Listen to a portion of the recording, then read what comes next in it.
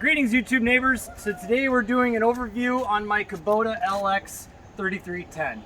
Specifically just talking about how this thing mows, what's it like, what are the results you can expect. So this is a 72-inch mower deck. It is a drive-over deck.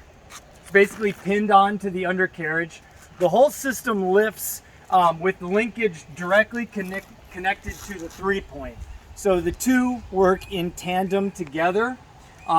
You do, however, have means to pin the deck up for when not in use. Your clearance isn't amazing. You're not going to be able to run through the woods with this with the mower deck on. But as far as general working around the property, maybe doing some light tilling, you can pin the deck up and it'll still work just fine. I did a real quick, just one level pass over right here. And so you can see my grass is pretty thick and green right here. And it cuts it really nicely. You can see kind of what the general looks like next to the uncut grass. So it does a pretty good job. I haven't noticed a lot of scalping. I was worried about a lot of scalping with the mega deck like this. I'll tell you, these wheels here actually do a good job of holding the deck up so you don't get the deck digging into the earth. Along with these very large welded, the welded tubing around the deck helps so that the deck will glide across the ground if it does ever come in contact. It does have this heavy duty, almost split belt system in here. So it's truly just one belt, but it's two belts that are manufactured together. And then there's a PTO shaft actually to the underbelly PTO. So it's extremely well built. The deck durability is top notch. It really does work very well. It is a very heavily duty constructed deck. So I do mow with the mower deck on, or with the loader on. I just take the bucket off real quick. It's a lot easier that way. I could spend the time. This isn't like a quick attach loader, so it would take me a few minutes to do, where this is toolless and I don't have to worry about getting hydraulic grease on my hands.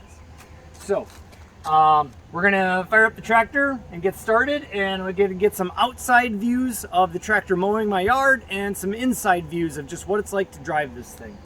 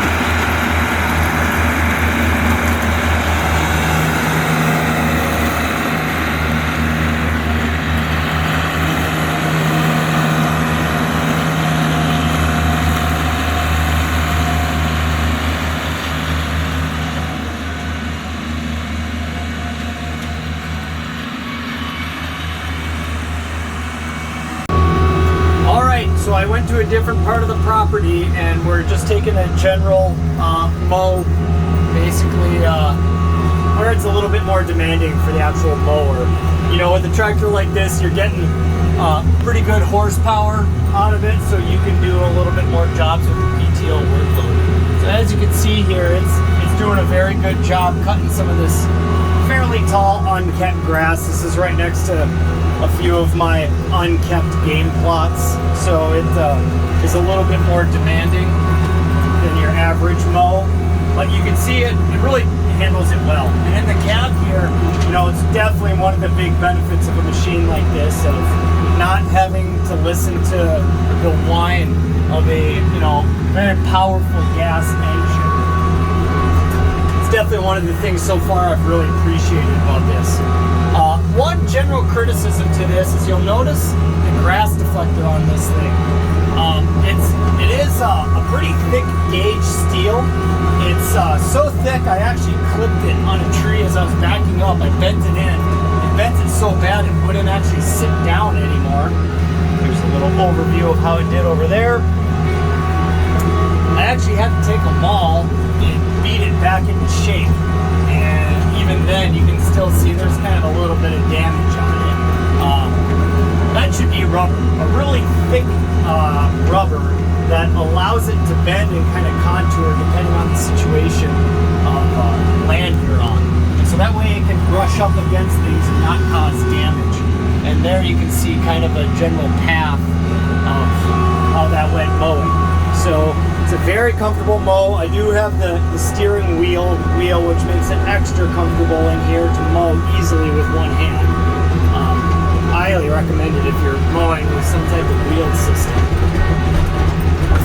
But yeah, it does feel a little bit more bouncy than a zero turn. I'm not exactly sure why that is, because my suspension and my wheels should make it so it rides a little better, but it kind of feels like it doesn't. I do have weight in the tires, so the whole tractor should sit very well on the ground, but it's still a little bit more bouncy than I would like. And I was kind of spoiled with my bigger tractor because you just didn't have bounciness with a machine that size. And but yeah, the R14s do great. I'm actually going to do a quick demo around one of these trees. I did it around my little fire pit, and you'll notice I did not leave one single mark. I'm going to go around this beautiful blue spruce right here in medium range. I'm in full horsepower. I'm going to whip around it as best as it can. I'm at max turn, and look at the grass. You cannot tell I drove on it. It is incredibly gentle as long as it's not in four-wheel drive. As soon as you put it in four-wheel drive, it will chew up the ground without skipping a beat, 100%. So when you're just in the one-wheel mode with diff lock not on, it just does beautifully. And steering this thing is not a chore. I think for a tractor it does remarkably well. If you are used to a zero turn, it will take getting used to. I was driving a zero turn before this to mow.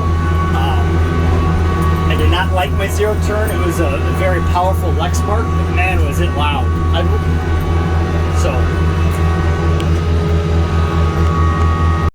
And all right, that's kind of the general overview of mowing with the machine. Overall, I vastly prefer it over my Lexmark zero turn, which did have a 60-inch deck with a bagger system attached to it.